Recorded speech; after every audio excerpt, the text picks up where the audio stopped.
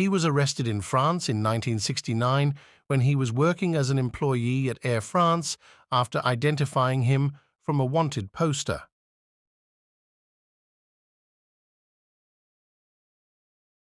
The authorities in 12 countries where he was committing acts of fraud demanded his extradition. He was sentenced to 1 year in prison, which was reduced to 6 months. He was then extradited to Sweden to be tried on charges of forgery, but his lawyer was able to drop the charge on the grounds that he had made the instruments and not forged them, so the charge of fraud and forgery remained.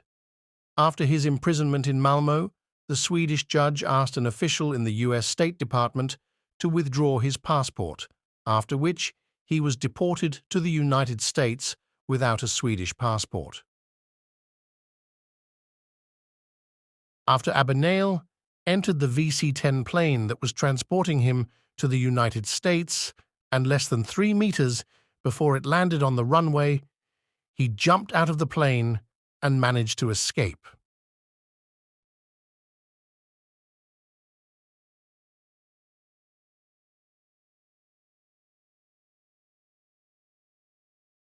After the night had passed, he took a taxi that took him to Grand Central Station. During his time in the Bronx, he changed his clothes and recovered the keys to a safe in a bank in Montreal in which he had $20,000, $100,000 today.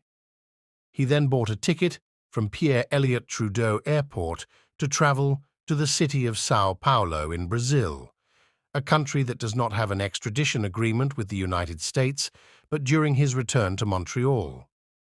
He was interrogated by an RCMP officer and later turned over to the United States Border Patrol. In 1971, Abagnale escaped from a federal detention center in Georgia while awaiting trial. Fortunately for Abagnale, the inspector forgot his detention papers, which made Abagnale an undercover inspector and received much better privileges than his colleagues.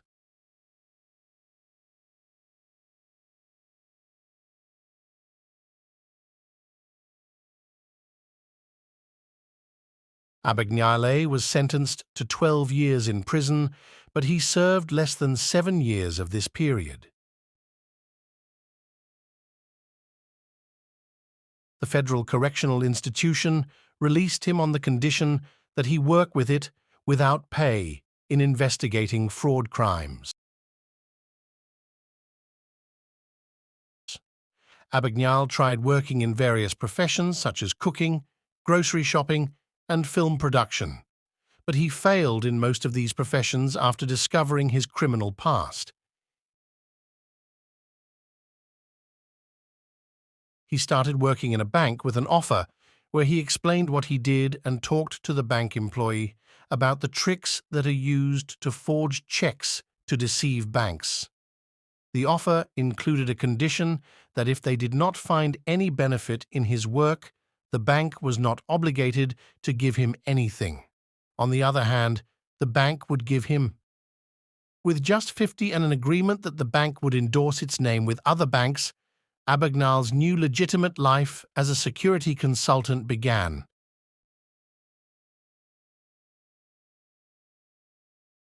In 2015, Abagnale was named a Fraud Watch ambassador for the American Organization for Retired Persons, where he taught clients through online programs and social forums how to protect themselves from identity theft and cybercrime.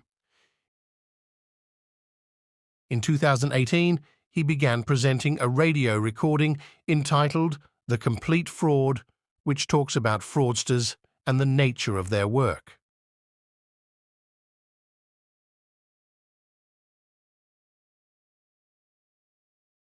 Abagnale published several books that talk about fraudulent acts. One of these books is entitled Catch Me If You Can, in which he talks about the stages of his life from the beginning of his life of crime until he became involved in the field of combating crime. In 2002, a movie was released with the same title as the book about the life of Abagnale, whose role was played by the star Leonardo DiCaprio after he met the real Abagnale, despite the obvious change in some details from the truth. Abagnale had no objection because he believed that the movie was only a narration of a story and not his autobiography. Abagnale currently lives on Daniel Island near Carliston, South Carolina, with his wife Kelly, whom he met when he worked as a secret inspector. He has 3 sons, Chris, Sean, and Scott, who works for FBI.